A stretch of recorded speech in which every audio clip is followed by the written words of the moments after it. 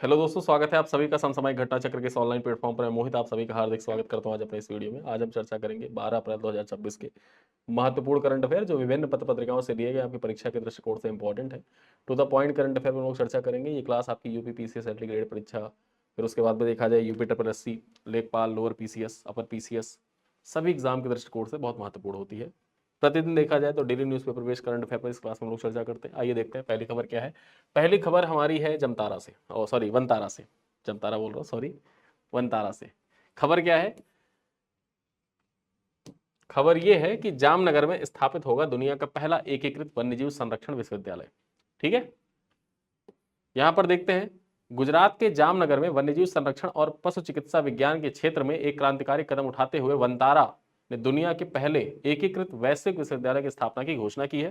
देखा जाए तो इस महत्वाकांक्षी परियोजना का नेतृत्व अनंत अंबानी कर रहे हैं, जिनकी विचारधारा करुणा, ज्ञान और कौशल के समन्वय पर आधारित है। चर्चा करें विश्वविद्यालय में शिक्षण शैक्षणिक अवधारणा प्राचीन नालंदा विश्वविद्यालय की समृद्ध शिक्षा प्रणाली से प्रेरित है, जो ज्ञान और अनुसंधान के वैश्विक केंद्र रहा है। यहाँ पर बात करें, यह संस्थान वन्यजीव चिकित्सा, पशु पोषण, व्यवहार विज्ञान, अनुवांशिकी और संरक्षण नीति जैसे विषयों में स्नातक, स्नातकोत्तर और विशेष पाठ्यक्रम संचालित करेगा। यानी कि यहाँ पर यूजी, पीजी और विशिष्ट जो पाठ्यक्रम है, विशिष्ट पाठ्यक्रम है, उनको यहाँ पर संचालित किया जाएगा। चलिए देखते हैं, आगे देखते हैं। देखा जाए तो यह वन हेल्थ, ठीक है, वन हेल्थ दृष्टिकोण को प्राथमिकता दी जाएगी यहाँ पर, जो मानव, पशु और पर्यावरण के स्वस्थ पर परस्पर संबंधों को समझने पर केंद्रित होगा। यानी कि जो मानव, पशु और पर्यावरण के स्वास्थ्य हैं, उनके परस्पर संबंधों को समझने पर केंद्रित होगा। यहाँ पर देखा जाए तो यह पहल न केवल भारत में जैव विविधता संरक्षण की नई दिशा देगा, बल्कि पारिस्थितिकी तंत्र की चुनौतियों से निपटने के लिए वैश्विक स्तर के विशेषज्ञों की एक नई पीढ़ी भी तैयार करेगा। आगे देखते हैं, यहाँ पर देखा जाए राष्ट्रीय अनुसूचित जनजाति वित्त और विकास निगम का 25वां स्थापना दिवस। चर्चा करते हैं। राष्ट्रीय अनुसूचित जनजाति वित्त और विकास निगम ने 10 अप्रैल 2026 को अपनी स्थापना के 25 वर्ष सफलतापूर्वक पूरे कर लिए हैं। जनजातीय कार्य मंत्रालय के अधीन कार्यरत यह सार्वजनिक क्षेत्र का उपक्रम देश भर में अनुसूचित जनजातियों और आर्थिक उत्थान के लिए समर्पित एक शीर्ष संगठन है। यहाँ पर देखा जाए स्थापना के बारे में चर्चा करते हैं, देखते हैं। तो इसकी स्थापना 2001 में की गई थी, जिसका मुख्य उद्देश्य जनजातीय समुदायों को आत्मनिर्भर बनाना और उनकी आजीविका के स्तर में सुधार करना था। यहाँ पर देखा जाए तो यह निगम राज्य चैनलाइजिंग एजेंसियों के माध्यम से आय सृजन गतिविधियों हेतु रियायती ब्याज दर पर वित्तीय सहायता प्रदान करती है।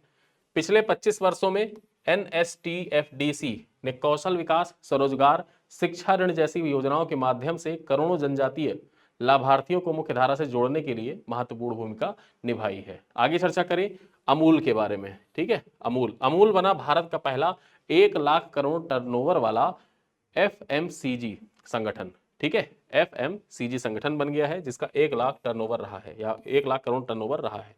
यहां पर बात करते हैं फाइनेंशियल ईयर 2025-26 में आनंद मिल्क यूनियन लिमिटेड, शॉर्ट में अमूल, ठीक है, अमूल का जो अमूल दूध आप पीते हैं ना, अमूल दूध पीता है इंडिया, उसका पूर्ण रूप क्या है? उसका पूर्ण रूप है आनंद मिल्क यूनियन लिमिटेड।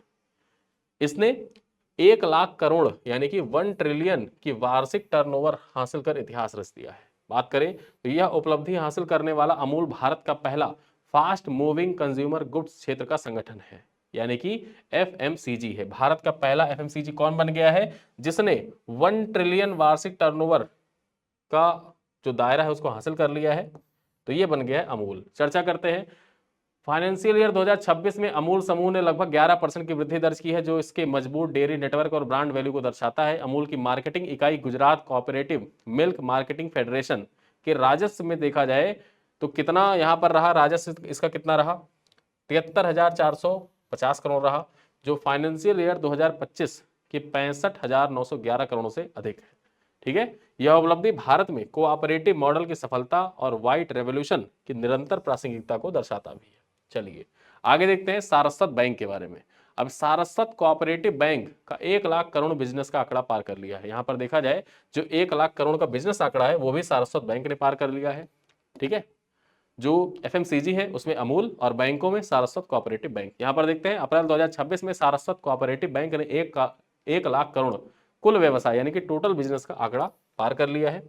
यह बैंक भारत का सबसे बड़ा अर्बन कोऑपरेटिव बैंक है। यूसीबी है, जिसका मुख्यालय कहां पर है? मुंबई महाराष्ट्र में है। चर्चा करें, इस उपलब्धि से बैंक कोऑपरेटिव बैंकिंग सेक्टर में अपनी मजबूत स्थिति का विस्तार क्षमता को प्रदर्शित कर रहा है। बैंक प्रबंधन ने अगले 7 से 8 वर्षों में अपने व्यवसाय को दोगुना कर अगले 1 लाख करोड़ का लक्ष्य पहुंचने का भरोसा भी जताया। यानी कि अगला जो 1 लाख करोड़ है वो 7 से 8 वर्षों में ही बैंक पा लेगा, इसका यहाँ पर देखा जाए बैंक प्रबंधन ने भरोसा जताया है। साथ ही साथ देखा जाए तो यह उपलब्धि भारत में सहकारी बैंकिंग मॉडल की बढ़ती भूमिका और वित्तीय समावेशन को दर्शाता है। आगे देखते हैं, पुडुचेरी में चुनाव, जो पुडुचेरी में चुनाव हो रहा है वहां पर देखा जाए नीला ह्यूमैनॉइड रोबोट की पहली बार उपयोग किया गया है। अब ये जो नीला ह्यूमैनॉइड रोबोट है इसका पहली बार उपयोग कहां पर किया गया है? इसका नाम ही है नीला। नीला मतलब कलर से नीला नहीं, इसका नाम है नीला। ठीक है, देखते हैं। 8 अप्रैल 2026 को पुडुचेरी की वीओसी गवर्नमेंट स्कूल मतदान केंद्र पर नीला नामक ह्यूमैनॉइड रोबोट की पहली बार विधानसभा चुनाव में उपयोग किया गया है। देखें तो इस पहल का उद्देश्य मतदान केंद्रों को हाईटेक और आकर्षक बनाकर खास युवा प्रथम मतदाताओं को प्रेरित करना है। यहां पर देखा जाए तो नीला को कोयम्बटूर स्थित कंपनी है रोबो मिररो, ठीक है, रोबो मिरर, इसके द्वारा इसको विकसित किया गया है, जिसे पारंपरिक साड़ी से सजाया भी गया था। यहाँ पर देखा जाए तो यह रोबोट सेंसर के माध्यम से मतदाताओं की पहचान कर तमिल और अंग्रेजी में जानकारी देता है, दिशा निर्देश देता है और बुजुर्गों की सहायता भी करता है। यह एक इंटरैक्टिव रोबोट है जो चलने, हाथ हिलाने, विभिन्न सार्वजनिक आयोजनों में उपयोग किए जाने के लिए डिजाइन किया गया है। किसके द्वारा विकसित किया गया है? रोबो मिरर के द्वारा, कोयम्बटूर स्थित कंपनी है उसके द्वारा इसको विकसित किया गया है। आगे देखते हैं, हमारी अगली खबर क्या है। एवरेस्ट पर चढ़ने वाले पहले अमेरिकी जिम विटेकर का निधन हो गया है। ठीक है, यहाँ पर देखा जाए एवरेस्ट पर चढ़ने वाले पहले अमेरिकी व्यक्ति कौन थे? जिम विटेकर थे, इनका निधन हो गया है। निधन के दृष्टिकोण से इंपॉर्टेंट हो जाता है। 7 अप्रैल 2026 को जिम वॉरेन विटेकर की 97 वर्ष की आयु में वॉशिंगटन में निधन हो गया। वे 1 मई 1963 को माउंट एवरेस्ट पर चढ़ने वाले पहले अमेरिकी बने। इसके साथ देखा जाए इनके साथ में कौन और थे? नवांग गेम्बू नाम के एक व्यक्ति इनके साथ में और थे। ठीक है, यहाँ पर देखा जाए वे दुनिया के 10वें पर्वतारोही थे जिन्होंने एवरेस्ट शिखर तक पहुंच हासिल की थी। यहाँ पर देखा जाए वे रिक्रिएशनल इक्विपमेंट इंक के साथ पहले पूर्णकालिक कर्मचारी हैं और बाद में देखा जाए वे रिक्रिएशनल इक्विपमेंट इंक के सीईओ भी बने थे। कब से कब तक सीईओ रहे थे? 1971 से लेकर 79 तक। यहाँ पर देखा जाए उन्हें नेशनल जियोग्राफिक सोसाइटी के द्वारा सर्वोच्च सम्मान हब बर्ड मेडल से भी सम्मानित किया गया था। हब बर्ड मेडल यहाँ पर देखा जाए तो जो जिम विटेकर थे इनको सम्मानित किया गया था और ये पहले अमेरिकी व्यक्ति थे जिन्होंने एवरेस्ट पर चढ़ने में सफलता हासिल की थी और इनके साथ में देखा जाए तो नवांग गेम्बू भी एवरेस्ट पर चढ़े थे। चलिए आगे देखते हैं, नस्कॉम फाउंडेशन के नए अध्यक्ष नियुक्त हुए यूवी प्रवीण राव। अब ये जो यूवी प्रवीण राव हैं इनको देखा जाए नस्कॉम का नया अध्यक्ष नामित कर दिया गया है। ठीक है, नस्कॉम फाउंडेशन ने 7 अप्रैल 2026 को यूवी प्रवीण राव को तत्काल प्रभाव से अपना नया अध्यक्ष नियुक्त करने की घोषणा की है। देखा जाए वे रोस्ताओ रवनान का स्थान लेंगे जिन्होंने अपना कार्यकाल सफलतापूर्वक पूरा कर लिया। यहाँ पर देखा जाए यूवी प्रवीण राव के पास प्रौद्योगिकी के क्षेत्र में 35 वर्षों से अधिक का व्यापक अनुभव है, जिसपे वैश्विक संचालन और बड़े पैमाने पर संगठनात्मक परिवर्तन भी सम्मिलित है। इससे पहले वे इन्फोसिस के मुख्य परिचालन अधिकारी COO के रूप में देखा जाए तो कार्य कर चुके हैं और 2014 से नेस्कॉम के साथ जुड़े हुए हैं। ठीक है, इन्फोसिस के साथ कार्य कर चुके हैं, साथ ही साथ 2014 से नेस्कॉम के साथ जुड़े हुए हैं। अब देखा जाए तो यूवी प्रवीण राव जो है नेस्कॉम फाउंडेशन के नए अध्यक्ष बन गए हैं। चलिए आगे देखते हैं, एक एग्रीमेंट हुआ है प्रसार भारती के बीच में और ICCR के बीच में। यहाँ पर देखा जाए सांस्कृतिक कूटनीतिक हेतु समझौता ज्ञापन हस्ताक्षरित हुआ है। चर्चा करें तो 7 अप्रैल 2026 को दूरदर्शन प्रसार भारती और भारतीय संस्कृति संबंध परिषद ने भारत की सांस्कृतिक पहुंच को वैश्विक स्तर पर मजबूत करने के लिए एक समझौता ज्ञापन हस्ताक्षरित किया है। देखा जाए तो यह 3 वर्षीय समझौते का मुख्य उद्देश्य विदेशों में स्थित भारतीय मिशनों और दूतावासों द्वारा आयोजित सांस्कृतिक कार्यक्रमों में टीवी, रेडियो, OTT और सोशल मीडिया के माध्यम से प्रसारित करना है। यहाँ पर चर्चा करते हैं, समझौते के अनुसार ICCR इन कार्यक्रमों से संबंधित गुणवत्तापूर्ण सामग्री उपलब्ध कराएगा जिसका उपयोग दूरदर्शन वैश्विक दर्शकों के लिए करेगा। बात करते हैं, प्रसारित होने वाली सामग्री के अधिकारों का संयुक्त स्वामित्व जो होगा वो निश्चित काल के लिए, ठीक है, अनिश्चित काल के लिए दोनों संस्थानों के पास रहेगा। यानी कि समझौता भले ही 3 वर्षीय है लेकिन यहां पर देखा जाए जो सामग्री प्रसारित की जाएगी उसका संयुक्त स्वामित्व जो होगा वो अनिश्चित काल के लिए दोनों संस्थानों के पास रहेगा। बात करते हैं तो यह पहल भारत की सांस्कृतिक कूटनीति को बढ़ावा देने और सॉफ्ट पावर के रूप में देश की विरासत को दुनिया के कोने कोने तक पहुंचाने के लिए महत्वपूर्ण भूमिका निभाएगी। आगे देखते हैं, मेटा ने पेश किया नया AI मॉडल, इसका नाम क्या है? Muse Spark. ठीक है, याद रखिएगा म्यूज स्पार्क किसका AI मॉडल है? तो ये है यहाँ पर देखा जाए मेटा का, मेटा फेसबुक की पेरेंट कंपनी है। चर्चा करते हैं, मेटा प्लेटफॉर्म में 9 अप्रैल 2026 को अपना नया हल्का शक्तिशाली और artificial intelligence model Muse Spark launch किया है। यह मेटा का नवनिर्मित स्पेशलाइज्ड सुपर इंटेलिजेंट टीम के द्वारा विकसित किया गया पहला मॉडल है जिसे उच्च दक्षता जटिल तर्क क्षमताओं के लिए डिजाइन किया गया है। बात करते हैं, म्यूज स्पार्क विशेष रूप से विज्ञान, गणित और स्वास्थ्य सेवाओं जैसे कठिन विषयों के प्रश्नों को हल करने में सक्षम है। बात करते हैं, देखा जाए तो इस मॉडल की सबसे अनूठी विशेषता यह है कि इसे कंटेम्पलेटिंग मोड पर जो कई एआई एजेंटों के साथ मिलकर एक साथ कार्य करने की सुविधा प्रदान करता है। यानी कि यहाँ पर देखा जाए तो आप चैट जीपीटी को भी इंटीग्रेट कर सकते हैं बैकएंड से, जेमिनाई को इंटीग्रेट कर सकते हैं, इमर्जेंट को इंटीग्रेट कर सकते हैं, ग्रोक को इंटीग्रेट कर सकते हैं, सारे जितने भी एआई प्लेटफॉर्म होते हैं, ठीक है, सारे मॉडल एआई एजेंट जो है उनको एक साथ में देखा जाए इंटीग्रेट कर दिया जाता है और उसके साथ ये कार्य करता है। विज्ञान, गणित, स्वास्थ्य के क्षेत्र में ये महत्वपूर्ण भूमिका निभाएगा। आने वाले समय में model Facebook, Instagram, WhatsApp platform पर मौजूदा जो लामा मॉडल है उसकी जगह लेगा, जिससे उपयोगकर्ताओं को अधिक सटीक और तेज एआई अनुभव मिलेगा। ठीक है, आगे बात करते हैं अपनी अंतिम खबर पर। महाराष्ट्र सरकार ने शुरू किया माझा गांव आरोग्य संपन्न गांव। ठीक है, माझा गांव आरोग्य संपन्न गांव किस राज्य सरकार के द्वारा शुरू किया गया अभियान है?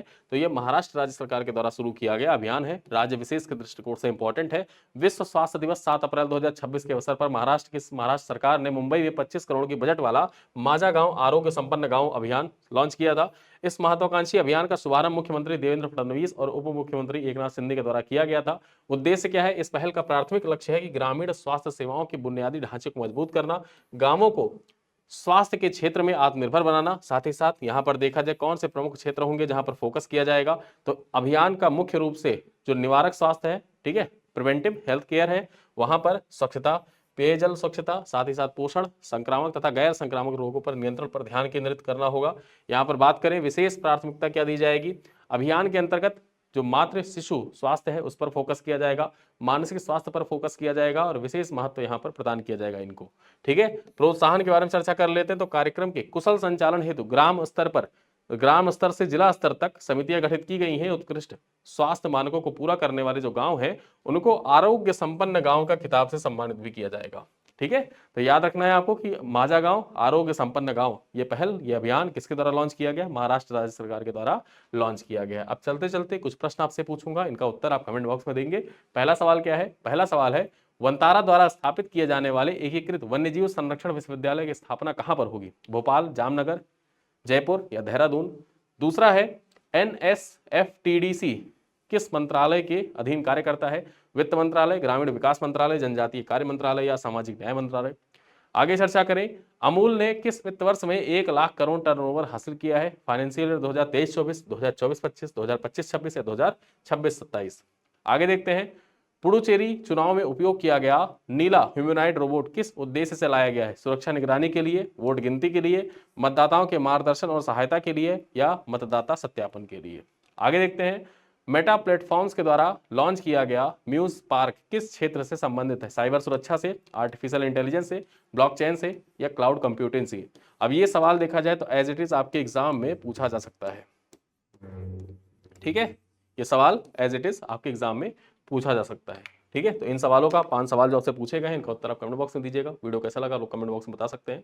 और इसी के साथ ये वीडियो होता समाप्त। मिलते हैं अगली क्लास में, तब तक के लिए धन्यवाद।